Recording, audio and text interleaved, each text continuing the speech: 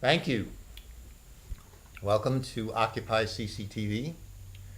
We have John Lodge here with us, who's written two extremely interesting books. The new one is called Dialogues on God, Three Views. Three views. And they can just get, we're not allowed to sell anything on this program, but they can get a look at this by going to, Amazon.com and John or to my website, johnlhodge.com. It's No. John L. Hodge. John L. Hodge. And what Yep. does the L stand for? My middle name. Wow, who would have guessed? Laurent. Lawrence? Yeah, Oh, but that doesn't show up anywhere. okay. So it's just John L. Hodge. Right. Like it was John Cabot Lodge. No. But this is John L. Hodge. Right. And the other book, How We Are Our Enemy and How to Stop. That is a lot. Our Unfinished Task of Fulfilling the Values of Democracy. That's a beautiful title. There's other books, but we might get into them in this discussion. Okay. So, should we begin with God or politics? Two things that you're not supposed to talk about with friends. Why don't you choose? Boy. Well, we talked a little about politics, so why don't we go into God? Oh, okay. So this is called Dialogues on God. It sounds like God is beneath us and we're talking on him. No, that's not what you meant. Well, it's about, it could have said dialogues about God, About but God, yeah. that seemed a little too distant. Oh, So, maybe God is the basis of all that we are. well, this is three views. So one of the views is that of an atheist. One is that of that you might call a traditional believer, and one of believes in God in a very different way from the traditional view. So, so you have three kind of perspectives here on the subject. And you've been wanting to write about this for a long time. Yes, well, of course there are several things I've been wanting to write about for a long time, but yes, this is one of them. Yes. And because? Well, one is just it's I find it interesting. Two, the religion has become has kind of entered into the public domain with the current presidential candidates, for example. And I go back a little bit further and say that our former president, George W. Bush, had a kind of a religious agenda that was kind of hidden. So I thought that that's some of the reasons why I wrote this, to kind of in the hopes of giving people a broader perspective of views that differed from their own. So I think one of the points of this book is to appreciate views that differ from one's own. Oh, that's hard. I mean, I've loved watching the Trinity Network, which is on our cable 120.6. And the passion and fervor of the people who take Christ into their heart and life and saving them, they feel, giving them meaning and friends and love, is extraordinary. I don't know where they could go to get that anywhere else. The part that makes it hard for me is that they're very exclusive, and they think if you don't do it this way, you're going to go to hell. They're quite convinced. Well, and that is kind of varies from the view which I'm trying to present here, which is an attempt to present different views so that they all seem reasonable, and yet they're very different. So the idea here is whatever view you may hold is not necessarily the only reasonable view to hold. That would be wonderful. If and our founding fathers, not mothers alas, wanted that, right? They had seen what religion could do to to kill people. That is certainly one way of looking at it. If you look in the U.S. Constitution, in Article 6, paragraph 3, it says that there shall be no religious test for an office in the federal government. Oh, So I think that they, regardless of the fervor with which they may have held their own views, they were clear that these should not interfere with government. so it was extraordinary then, Yes, it's very clear, yeah. In addition, there was the First Amendment, of course. which was In after. addition, The added people a little bit later. added yeah. a little bit later. Mhm. And what, how does it go? Congress shall make no law to establish a religion? How does it? Respecting the establishment of religion, yes. And those few words, that's it. Is that it? A few I other don't words? have the word. Yes. I've not actually memorized the full First Amendment. I always go to it for some reason the whole thing doesn't stick in my head, but that's the That's essential the part. heart of it. That's the heart of it as far as religion is concerned, yes. We could, if I knew how to work this, we could Google First Amendment. I don't think that you might be better at this than I. Well, I actually might have it quoted in the other book that, Oh, I don't on, know yeah. if it's there, it's probably there, but, let's You see. have the 14th Amendment. The thing is well, I've got the First Amendment as well, but Oh, I don't recall if actually quoted that particular phrase. if you type in to Mhm. the Google box First Amendment, maybe we would get it. Yes. Just right there, maybe. This is we're high tech here. Where am I? There you are, There right we in go. the First Okay. Amendment. And then enter. Okay. First Amendment, Wikipedia, they might tell us. Wikipedia Oh, is it's so probably good. right there. First Amendment I want prohibits, here it is, the very top. You want to see I exactly? want to see the exact wording. Yes. Anything else is interpretation. Yeah, I don't think they're going This to. that, well, here is it partially quoted, the Establishment Clause. The First Amendment deals with both religion and speech and association. Quoted, the First Amendment provision, the Establishment Clause is the First Amendment provision that prohibits the federal and state governments from establishing an official religion or from favoring or disfavoring one view of religion over another. That is an interpretation. Those Maybe aren't we the can go words. down, yes. Those aren't the words. Of Maybe they're not going to give it to us. No, they're not going to give it to us. Well, let's go to the. Let's go back again. Go back, right. Let's see. Okay, the First Um, Amendment. Here, transcript text, that might be it, Bill of Rights. Okay, preamble to the Bill of Rights, and somewhere. There it we got is. Here, Amendment 1. Amendment 1, Congress, here we go, this is the quote. Yeah. Congress shall make no law respecting an establishment of religion or prohibiting the free exercise thereof. Wow. And then it goes on to talk about or abridging the freedom of the speech or of the press or the right of the people peacefully to assemble and to petition the government for a redress of grievances. Wow, it's in a few words that is so that means we can petition. Well, it's the First Amendment to the Constitution.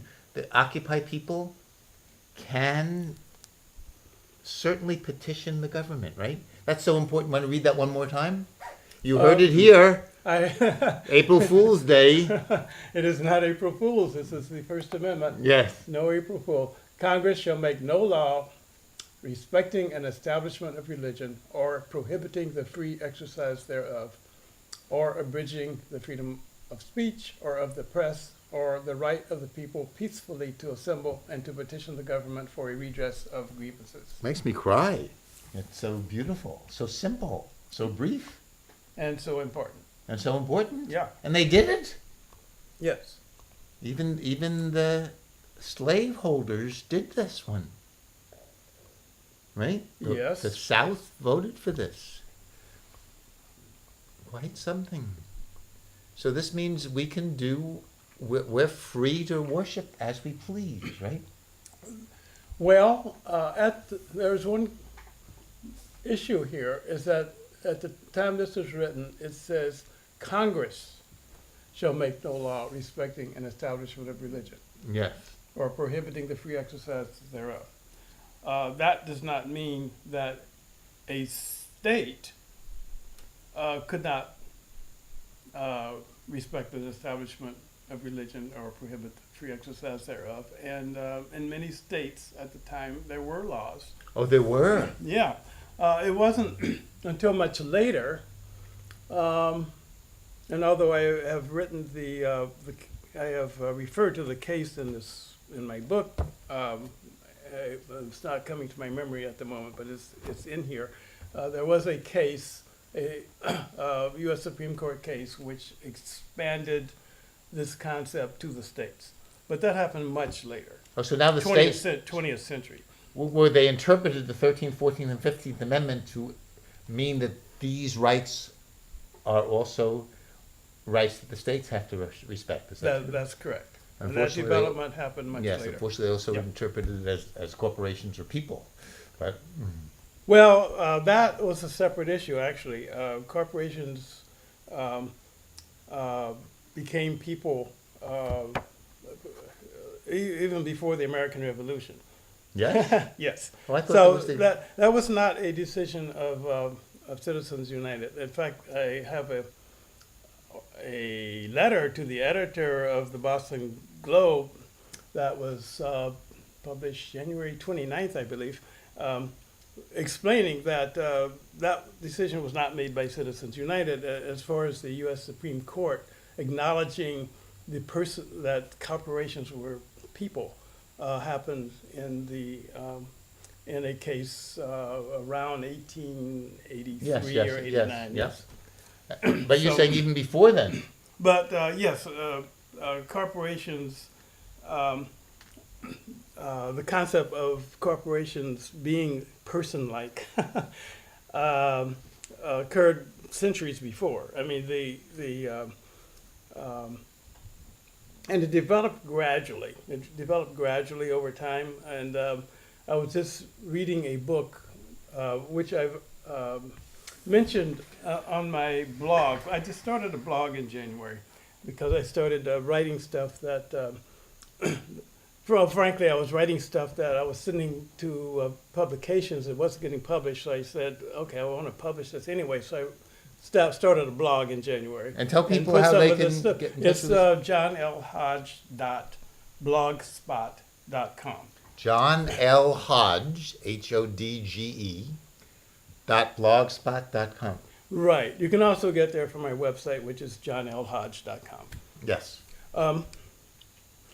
And I have started, as part of that blog, is to discuss what corporations are and their their role in the world, and they are worldwide phenomena. And I've only gotten 2 postings so far on this subject, but I started doing this because of the so-called People's Rights Amendment, which was an attempt to respond to Citizens United. And it was, I thought, the wrong response. I do believe that Citizens United needs to be responded to, but it needs to be done so correctly. And this was a wrong response to assert that the word person in the U.S. Constitution does not refer to corporations. I think that idea, first of all, was not did not originate with Citizens United. It originated long before the American Revolution. And, and even if that amendment had became law, it misses the point, because Citizens United is about more than corporations. It's about power of corporations. It's also about the power of individual wealth, not necessarily just corporate wealth. Right, some private individuals are putting in Right. a lot of money to super PACs too. Right. So the advocacy of the People's Rights Amendment occurred in, I think there was an article in the Huffington Post and then the Boston Globe, and they said, wait a minute, somebody who doesn't understand the history of corporations and what they are. So I started to enter this subject on my blog, and I've got 2 postings so far, and I'm working on a third, and there'll be several subsequently, kind of tracing the history of the idea of the corporation and up to the present. Right now, I'm still way back in the past, trying to show how the development of this idea occurred. And how did corporations begin? Well, that's I would say that's too hard to determine. Someone traced the idea of it into Roman law before the birth of Christ. And the idea was there. So it's kind of, it's just been an idea that's just slowly developed over time. And you had businesses that were not corporations when we started the United States of America? Just businesses like farms and... Well, sure. But there were, I can't really speak to the exact situation at the time of the Revolution, because I'm studying the subject also. Yes. And I haven't quite gotten there yet. I'm been reading about the London East India Company. Oh yes, that was a corporation? That was a corporation. That kind of ran India for a while. Yes. It certainly did. And that was early 1700s? Or more later than that? It was around the 1600 that it was brought into being by the British government, and it functioned primarily as a trading organization. But increasingly during the 18th century, especially the latter half of the 18th century, it began to take over territory in India and to control more of India. Jeez. So, just like our corporations did in Central and South America, yes, United Fruit? yes, perhaps a little different, but yes. So the East India Company was a very powerful corporation that kind of developed, for various reasons, an independence from the British government, and kind of acted sometimes even against the direction of that government. Oh, so that's an interesting history itself. Yes, it is. I'm kind of in the middle of it now, so I can't consider myself an authority on this subject at all. We are blessed with a man who knows when he doesn't know. This is extraordinary, which is true about the God dialogue, the books. We're talking about, if people who just joined us, we're talking with John L. Hodge, and we're talking about his 2 books, Dialogues on God, 3 Views, which can be bought at Amazon if they wanted to. Yes. Or from your local bookstore. You just yes. go there and tell them to order it for you. Yes. They'll get it. And How We Are Our Enemy, and that's enough, and How to Stop Our Unfinished Task of Fulfilling the Values of Democracy. So you're an optimist? We're going to do this? Well, I'm a mixture. I'm mostly an optimist, but I'm also worried about things going backwards. And that's always the case, right? Backlashes, isn't that true? Yes. We've had them. We had the Civil War, and then the. We've had them historically. We've had many setbacks, in the sense that if you consider democracy to be the goal, we've had many setbacks. It's amazing we are where we are. And I think we're in danger of having a setback In fact, we have had a setback. I considered the invasion of Iraq to be a major setback for democracy. And Setback because any different than Vietnam or all of our wars in Central and South America? well, Panama, Grenada, similar. Nicaragua, Yeah, similar. Mexican-American War. We took Texas. Wow, we know how to get stuff. Texas, New Mexico, California. Right, we just created, that was a trumped up war. We took the Philippines for 50 years. The Philippines revolted against the Spaniards successfully. We just went in there and took over. Right, these are all setbacks for democracy, right? And there are different ways of approaching that. Why is it a setback? On the one hand, I do not think the Iraqi people were in this process considered to be equal people. You can look at that even today when people talk about casualties. They don't talk too much about the casualties of Iraqis, citizens or non-citizens. They talk about the casualties of Americans. Well, the Vietnam War, we lost 58,000 people, but we don't talk about the millions of Vietnamese, or at least a million of Vietnamese that was probably killed. That's correct. That's part of the problem. Right? So that seems to be how we are. And there's also Except for now that you, among others, are challenging this. well, among others, right? Yes. And I'm not alone. Yes, that's quite something in some ways. We're now, war used to be good, now it's not such a good thing. There's also the rationale for going into Iraq. I think was defective, in that the rationale relied on a theological concept which should not be involved in politics, and that was that we are attacking evil. And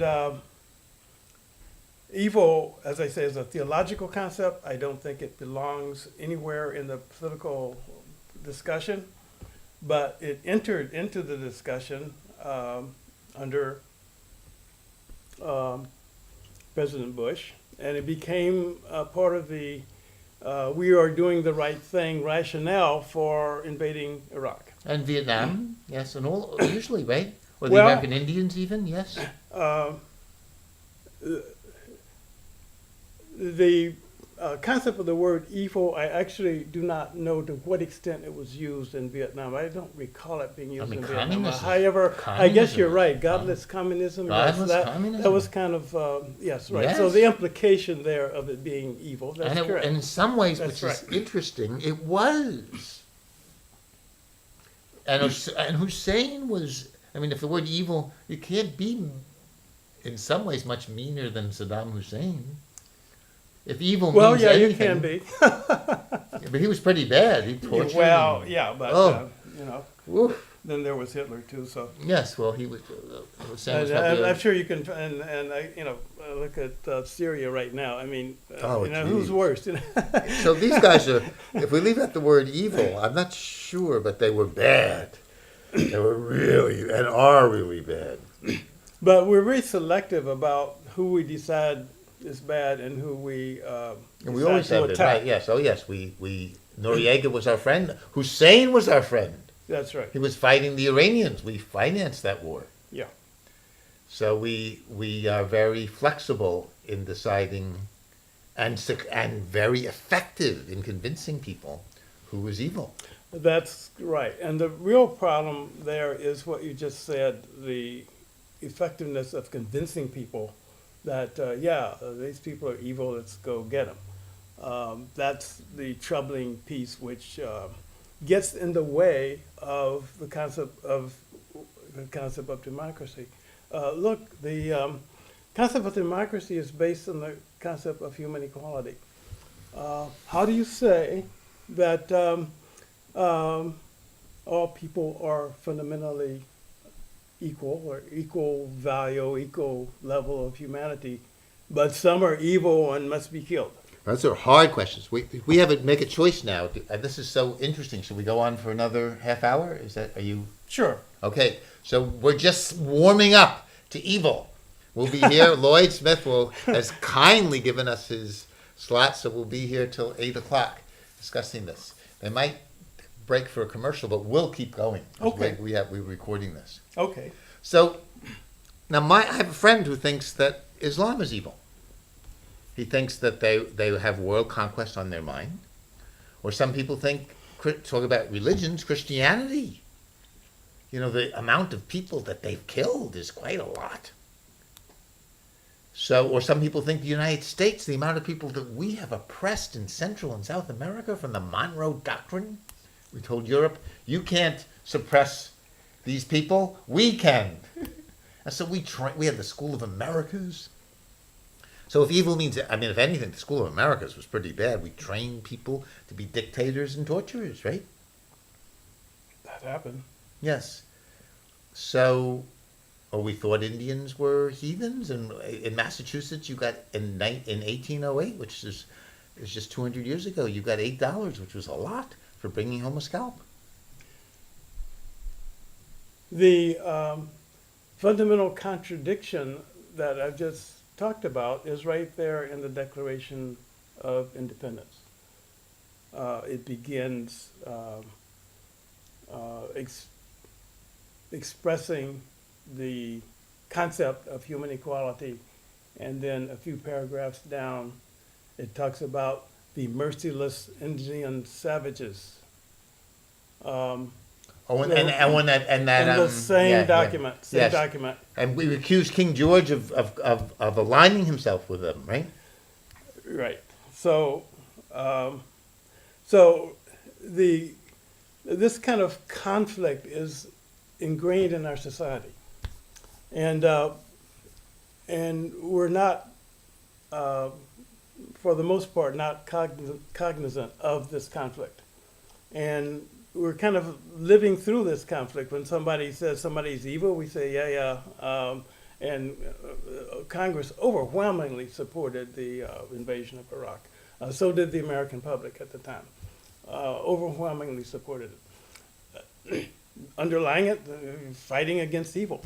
At the same time, we are supposed to be fighting for democracy, in which we are affirming the value, the concept of the equality of all people. Well, these two don't fit together. They're in complete conflict with one another, and we need to be aware of that.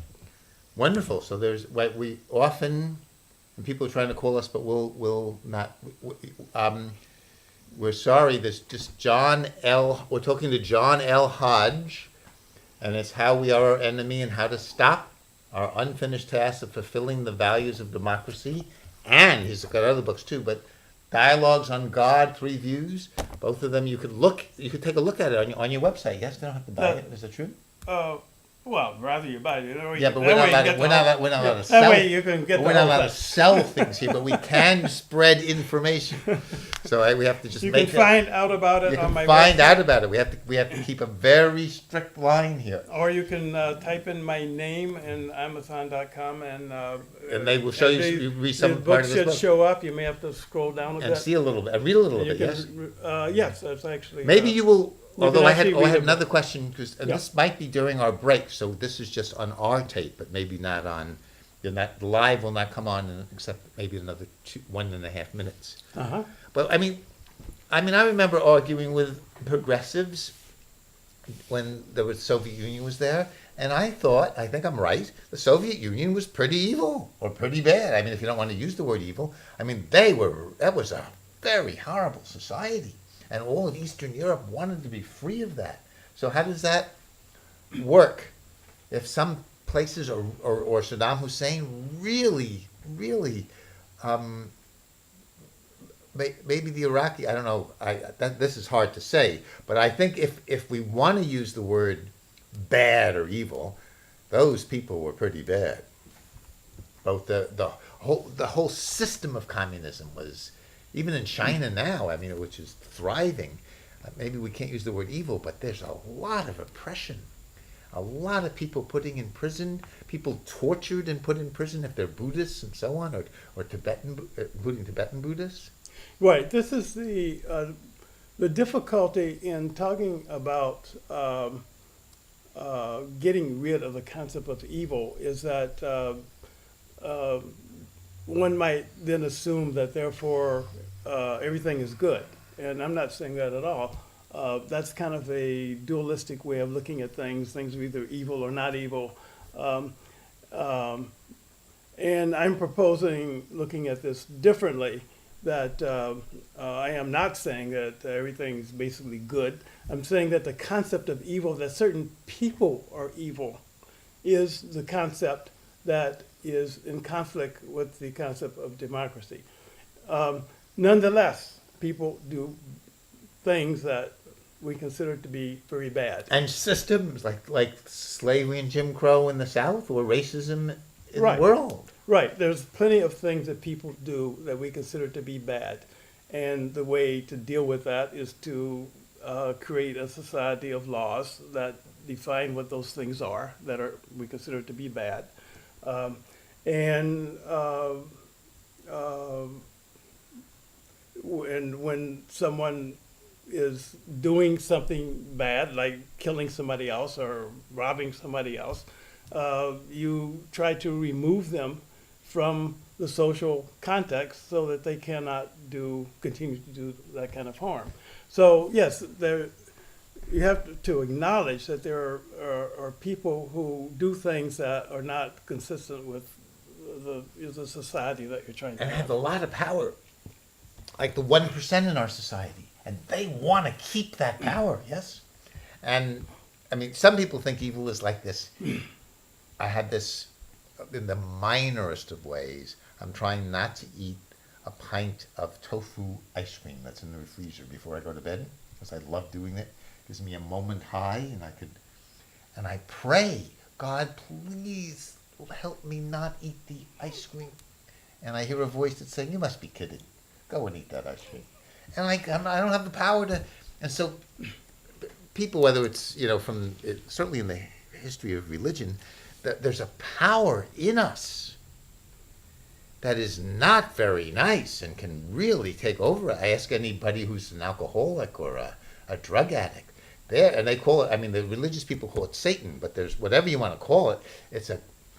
Or people might call the power of the 1% who want to keep their money and getting more and more. Some people might say lust for money, or Marx say, I'm not going to go there, but so I mean, what do you do when there's this huge powers, or Rome, which was so brutal to Israel as well as other countries it dominated?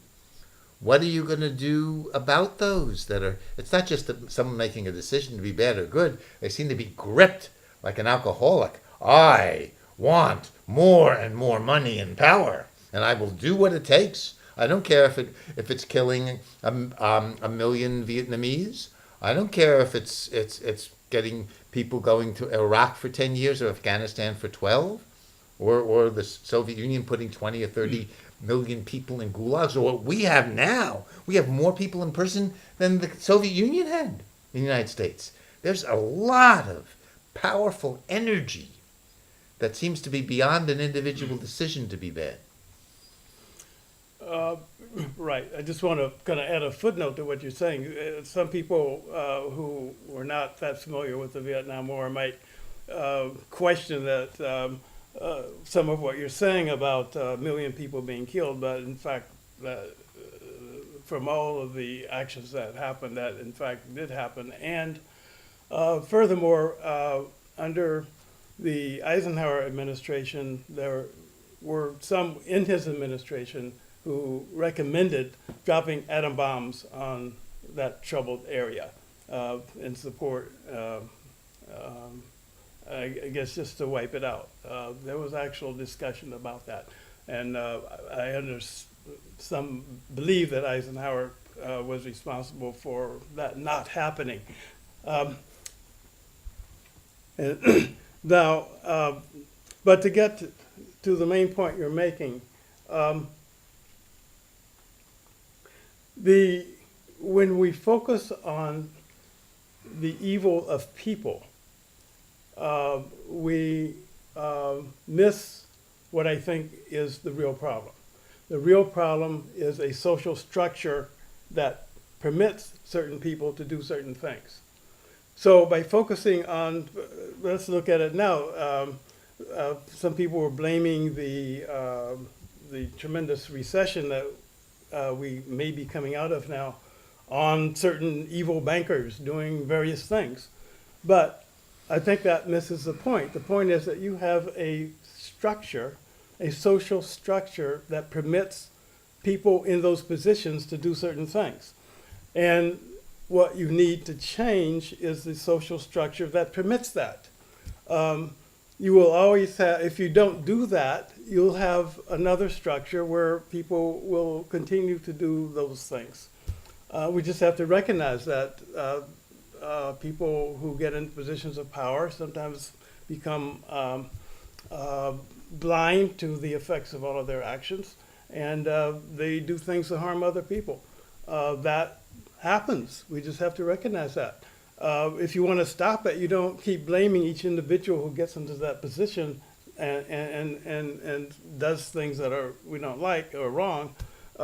We have to change the structure so that those positions don't exist, or if they do exist, that they are monitored or controlled in some way so that the deeds that cause harm are minimized or don't happen at all. Of course, that takes quite a bit of foresight to figure out how you do this, and it's an ongoing process between people who are trying to game the system for their own gain, and trying to adjust the social structure so that whatever they do is not harmful to the society as a whole. Wonderful. We're talking to John L. Hodge. You can just use his name and on the web. His 2 books, Dialogues on God, 3 Views. How We Are Our Enemy and How to Stop is his second book. They're somehow connected, this spiritual and political. So how are we going to stop the 1% from making life so miserable for so many? Well, that kind of follows up with what I was saying. We have to have a social structure that does not allow the 1% to control the society. I don't know that they control it now, but they certainly have a disproportionate influence. We need to structure the society so that doesn't happen. Now, we're, of course, talking about what would that structure be. That's something that that people have to put their minds to, and it's not a single solution to that. It's kind of a pragmatic solution. You try different things. One of those things is that you have to have a wise regulatory system for the economy to operate within. And there's nothing particularly radical about that, because the government has always had a regulatory system. I wouldn't say always, but for decades has had a regulatory system to prevent or to regulate how the economy works. The tax system itself does that by taxing some things and not others. We regulate the airwaves. There are banking regulations. Every piece of the economy is subject to government regulation and has been for many, many decades. There's nothing new about that. The issue is how to do it right, how not to have regulations that get in the way, to get rid of regulations that don't work, and to bring new regulations that will have the economy work for the people. Now, the problem, of course, is that it requires Congress, in most cases, to pass laws. And this is the same Congress whose campaigns are being funded by the wealthy. I have said in my book that, look, one way to deal with this is by broadening the base of campaign contributions by having more people contribute smaller amounts of money. And this idea actually was developed when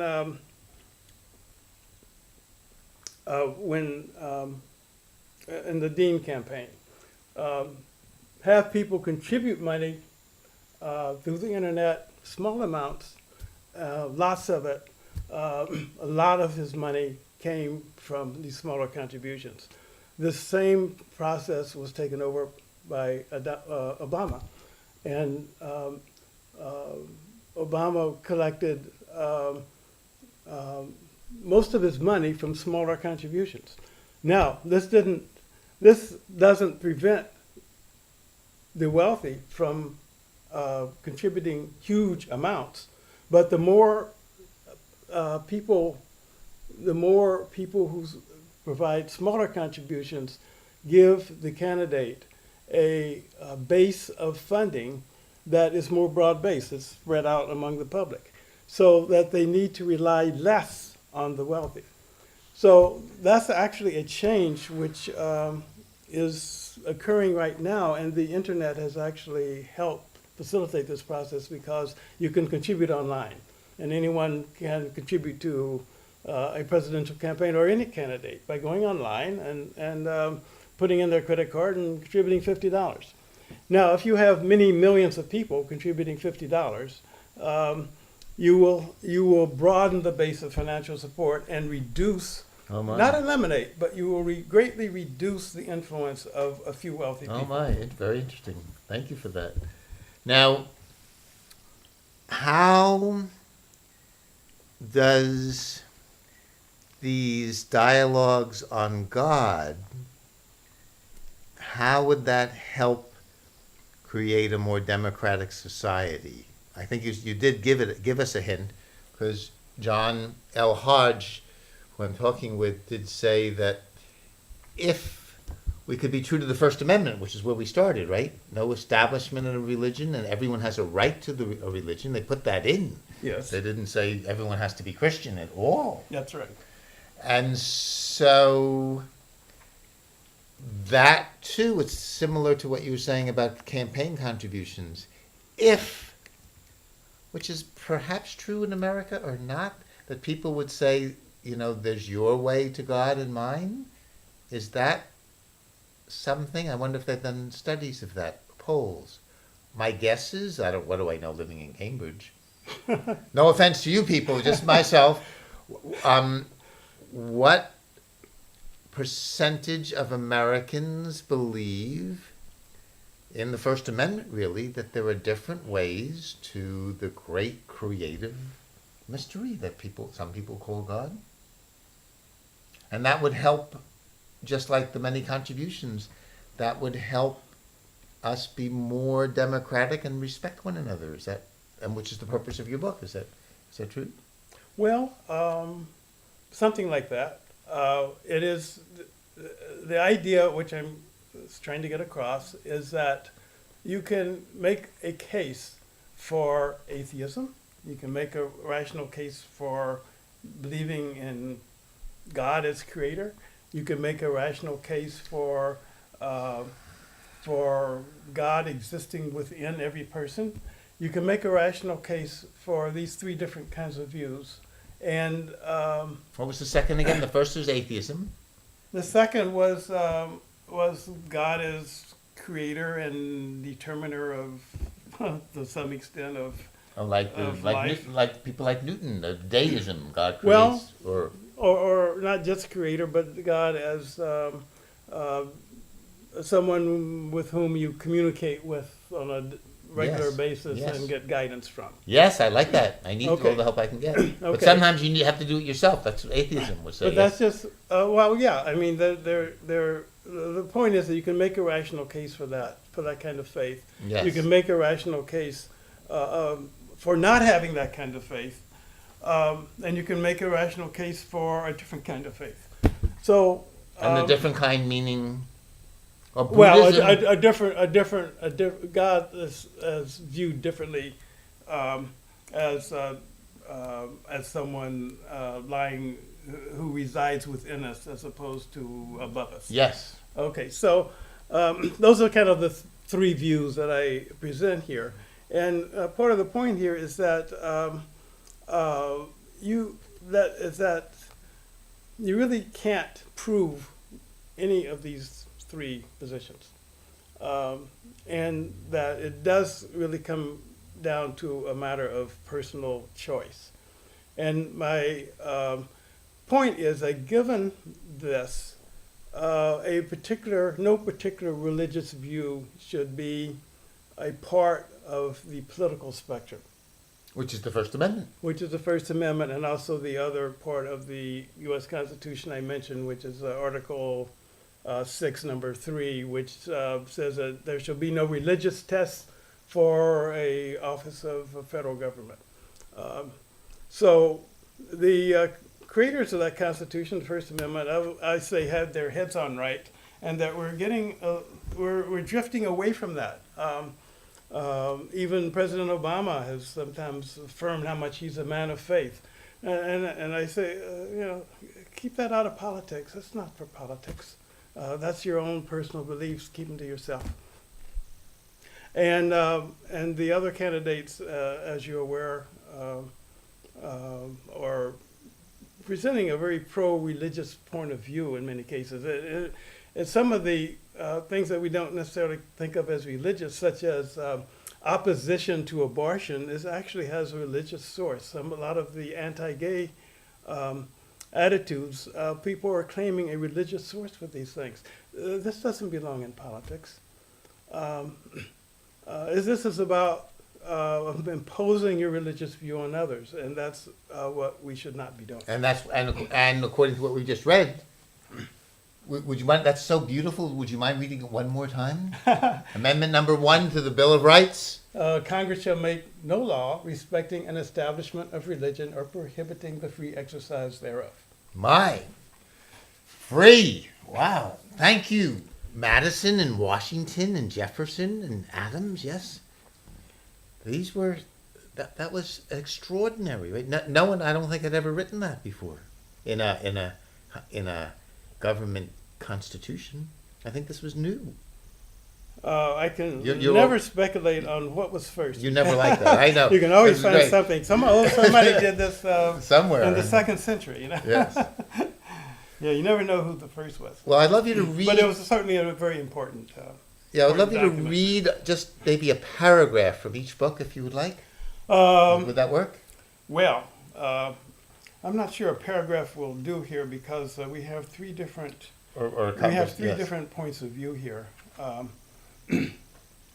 Well, maybe at the very end, you could play one, I could play one. I don't actually want to read the end because the end is kind of the secret that you have to get to by reading the book. You've got, Oh! I'm not going to give it away. A canny author, even though it would save the world, we have to somehow get, even though it silence has got 3 views. What's important is the process of getting there, not just a conclusion. So, yes. So to just pull out the conclusion out of context is really kind of defeats. And these people didn't convince; they convinced each other. Which I love, that each of their positions is a rational position. Yes.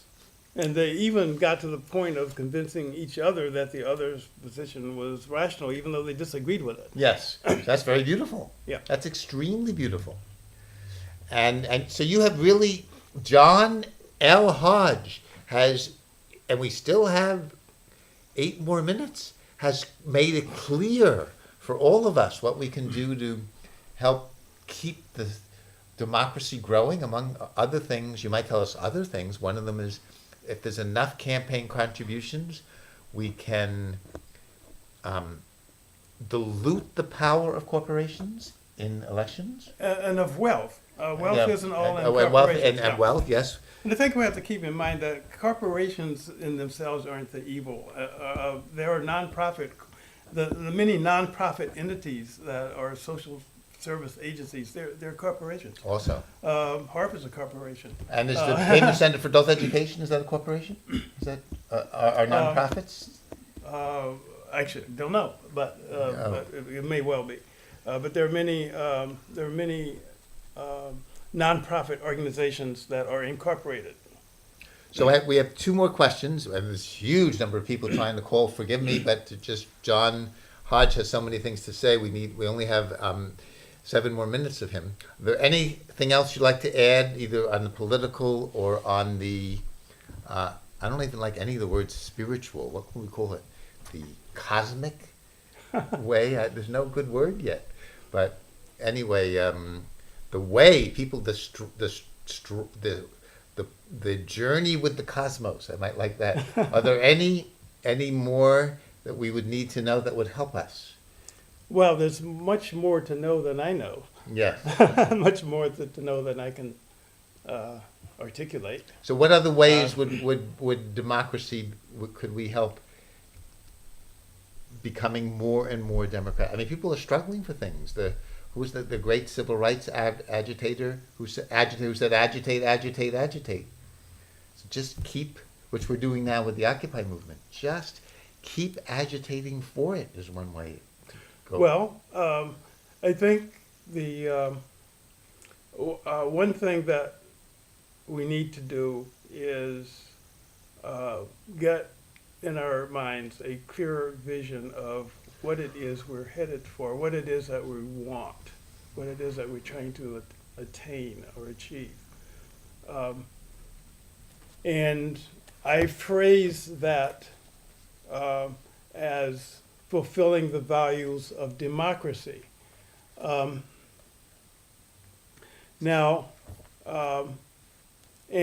I assert that the fundamental value centers around the concept of human equality. And a lot follows from that. I actually, in my book, I explain that actually this concept of social equality is a logical derivation of the Golden Rule, which people think of as being your neighbor. But if you take that concept of the Golden Rule and start thinking about who the neighbor is and who that neighbor knows and so on, spread it out, it actually evolves into a social concept of human equality.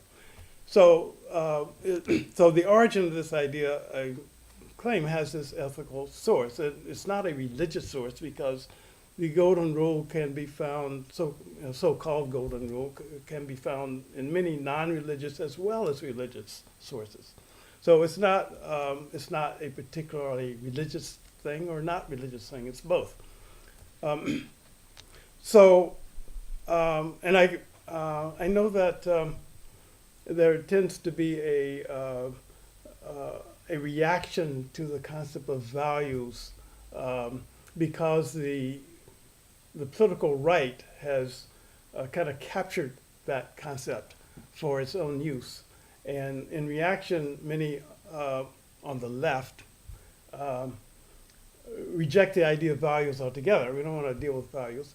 But I'm asserting that, look, the left, who should be the middle, but the left, the whole concept of democracy is a value. It's a value that is subject to choice, and we need to affirm that, not reject the idea of values, but to affirm a different value, that of democracy, and to point out where the value of democracy conflicts with certain other tendencies, such as to the desire to withdraw social support for the poor is, in my view, an anti-democratic notion, and that the concept of democracy requires creating a social floor that sustains everyone to the point where they can participate functionally in society. Oh, so what some would call a religious belief, the Golden Rule, you're saying even if you're religious, if you really believe in the Golden Rule, that necessitates a belief in democracy, really. I make that argument, yes, that the two are intimately connected. That's wonderful. Yes. So these two books are connected? Well, No actually, wonder you went- well, yes, they are connected. But as I say, the Golden Rule is not a particularly religious phenomenon. There's actually a book called the Golden Rule by Wattles. I think it's Jeffrey Wattles, which describes the different interpretations of the Golden Rule and its history. Well, it hasn't always been called the Golden Rule, and I actually advocate changing its name because it's not just a rule, it's a guide. I would prefer to call it the Golden Guide. The But Golden Guide. That's very nice. You heard it here for the first time. We only have a minute, even though we've been here for a long time, we have a minute and a half to leave our rapt audience with. But the point is that you can find elements of the Golden Rule not only in almost any religion in the world. You can find it in various sources, but also there are non-religious sources that also affirm the very same concept. The Golden Guide. So From now on. So it's not a it's a fairly broad-based and widely accepted concept. Yes. And I'm saying that that if you think about what it means, and I explained this in one of my chapters, that the idea of human equality and democracy comes from that concept. Well, now when you turn it, this is very brief, but if you turn it into a guide rather than a rule, then people could maybe not want the guide to. Well, it's a choice. No one is required. It's not a rule. Not a rule coming down to say you have to do this. Oh, it's a choice we make. It's a choice we And make. that's a nice choice to make. It's a choice we make. Okay, we're saying goodbye to John L. Hodge, who you can find on the internet, among other places, or Amazon, or other. And these two books, Dialogue on God, Three Views, and they're very connected, or How We Are Our Enemy and How to Stop. We didn't talk about how we are our enemy, fortunately, because this is Cambridge. We have transcended being our own enemy. Thank you so much for joining us. You're welcome.